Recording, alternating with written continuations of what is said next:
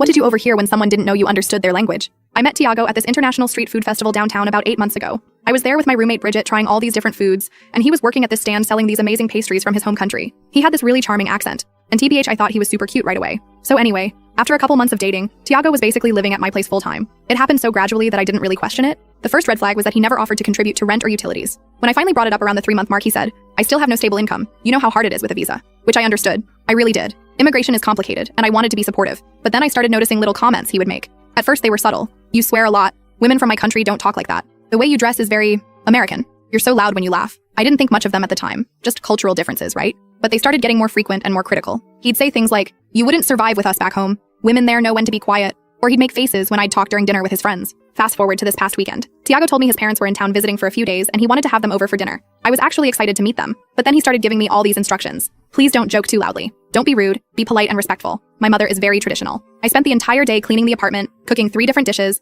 and generally stressing about making a good impression. By the time they arrived at 7 p.m., I was exhausted, but putting on my best smile. His parents were polite. That's the best word I can use. They smiled and nodded at me, but something felt off from the moment they walked in. Almost immediately, they started speaking to Tiago in their language. And not just for a quick exchange. They spoke their language for like 80% of the evening, even when sitting across from me at the dinner table I had spent hours preparing. Halfway through dinner, I realized I had forgotten to get cream and lemons for the dessert I had planned. I told Tiago I needed to run to the corner store real quick and would be right back. They all nodded and continued their conversation as I grabbed my keys and left. When I returned about 15 minutes later, they seemed to switch topics abruptly. The rest of the evening went the same way. Me trying too hard, them speaking their language, Tiago being weirdly different around his parents. They left around 11 p.m. and I was so drained I just went straight to bed. The next morning I was making coffee when I suddenly remembered something. A year and a half ago, my laptop and some jewelry were stolen from my apartment during a break-in. After that, I installed 2 small security cameras, one in the living room facing the front door and one in the kitchen. They're not hidden or anything. They're just regular small cameras on shelves that I got from Amazon. So I grabbed my phone and pulled up the security app. I found the footage from last night around 8:30 p.m. when I had gone to the store. I couldn't understand a word they were saying, but I could feel the mood change through the screen. His mother was speaking more animatedly, gesturing toward the kitchen where I had been cooking all day.